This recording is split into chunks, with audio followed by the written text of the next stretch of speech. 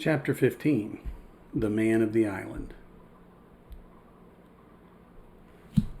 From the side of the hill, which was here steep and stony, a spout of gravel was dislodged and fell rattling and bounding through the trees. My eyes turned instinctively in that direction, and I saw a figure leap with great rapidity behind the trunk of a pine. What it was, whether bear or man or monkey, I could in no wise tell. It seemed dark and shaggy, more I knew not. But the terror of this new apparition brought me to a stand. I was now, it seemed, cut off upon both sides, behind me the murderers, before me this lurking nondescript. And immediately I began to prefer the dangers that I knew to those I knew not. Silver himself appeared less terrible in contrast with this creature in the woods, and I turned on my heel and, looking sharply behind me over my shoulder, began to retrace my steps in the direction of the boats.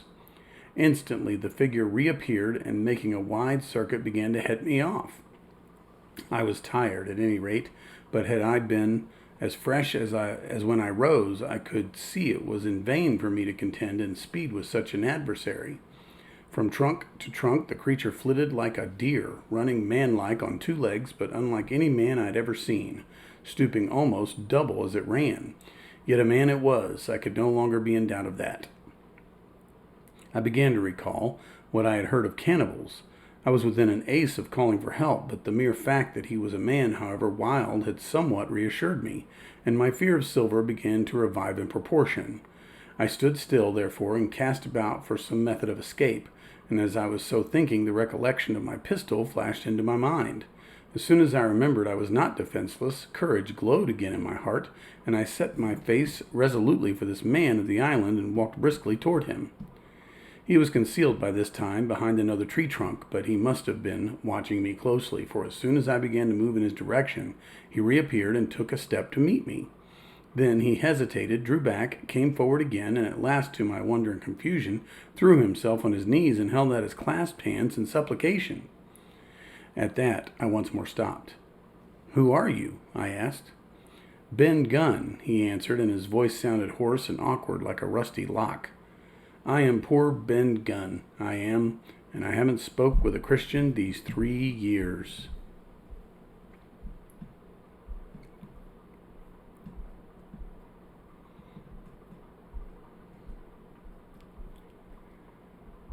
I could now see that he was a white man like myself, and that his features were even pleasing. His skin, wherever it was exposed, was burnt by the sun. Even his lips were black, and his fair eyes looked quite startling in so dark a face. Of all the beggarmen that I had seen or fancied, he was the chief for raggedness.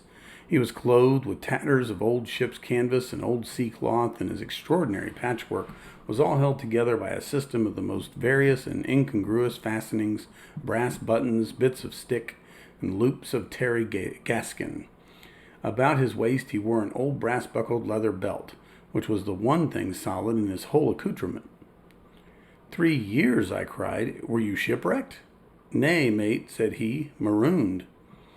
I had heard the word, and I knew it stood for a horrible kind of punishment common enough among the buccaneers, in which the offender is put ashore with a little powder and a shot left behind on some desolate and distant island. "Marooned 3 years gone," he continued, "and lived on goats since then, and berries and oysters. Wherever a man is, says I, a man can do for himself, but mate, my heart is sore for Christian diet.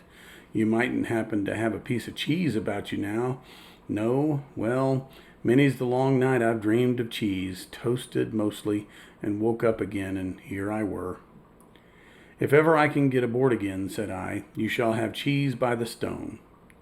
All this time he had been feeling the stuff of my jacket, smoothing my hands, looking at my boots, and generally, in the intervals of his speech, showing a childish pleasure in the presence of a fellow creature. But at my last words he perked up into a kind of startled slyness.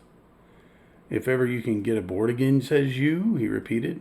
"Why now, who's to hinder you?" "Not you, I know," was my reply. "And right you was," he cried. "Now what do you call yourself, mate?" "Jim," I told him. Jim, says he, quite pleased apparently. "Well now, Jim, I've lived through that rough as you'd be ashamed to hear of. Now, for instance, you wouldn't think I had a pious mother to look at me?" he asked. Why, no, not in particular, I answered. Well, said he, but I had remarkable pious, and I was a civil, pious boy and could rattle off my catechism that fast as you couldn't tell one word from another. And here's what it come to, Jim, and it begun with Chuck Farthing on the blessed gravestones. That's what it begun with, but went further than that. And so my mother told me and predicted the whole, she did, the pious woman. But it were Providence that put me here. I've thought it all out in this here lonely island, and I'm back on piety.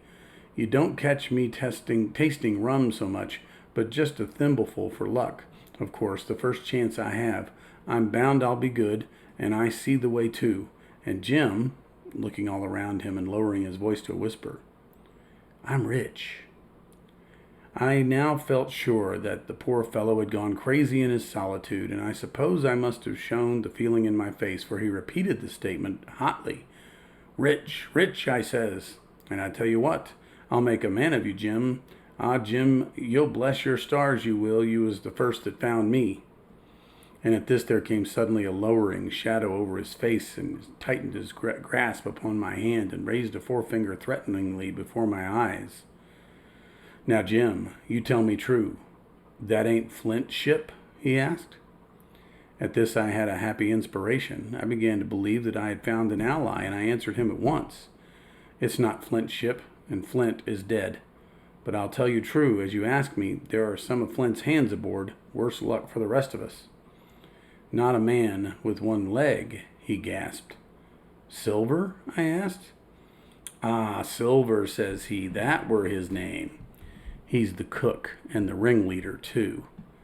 He was still holding me by the wrist, and at that he give it quite a ring. If you was sent by Long John, he said, I'm as good as pork, and I know it. But where was you, do you suppose?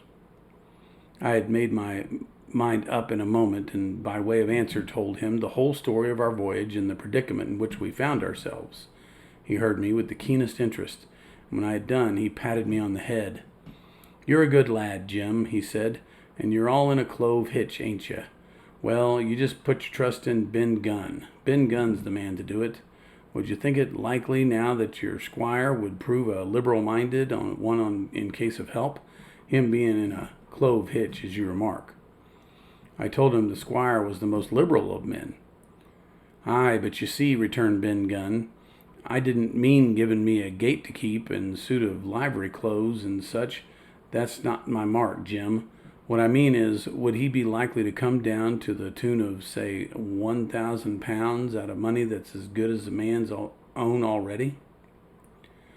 I'm sure he would, said I, and it was. All hands were to share. And passage home? He added with a look of great shrewdness.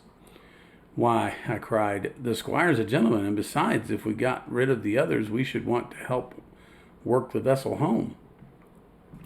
Ah, said he, so you would, and he seemed very much relieved. Now I'll tell you what, he went on, so much I'll tell you and no more. I were in Flint's ship when he buried the treasure. He had 6 strong seamen. They was ashore nigh in a week, and us standing off and on the old Walrus. One fine day up went the signal, and here come Flint by himself in a little boat, and his head done up in a blue scarf. The sun was setting up, and the mortal white he looked about the cutwater.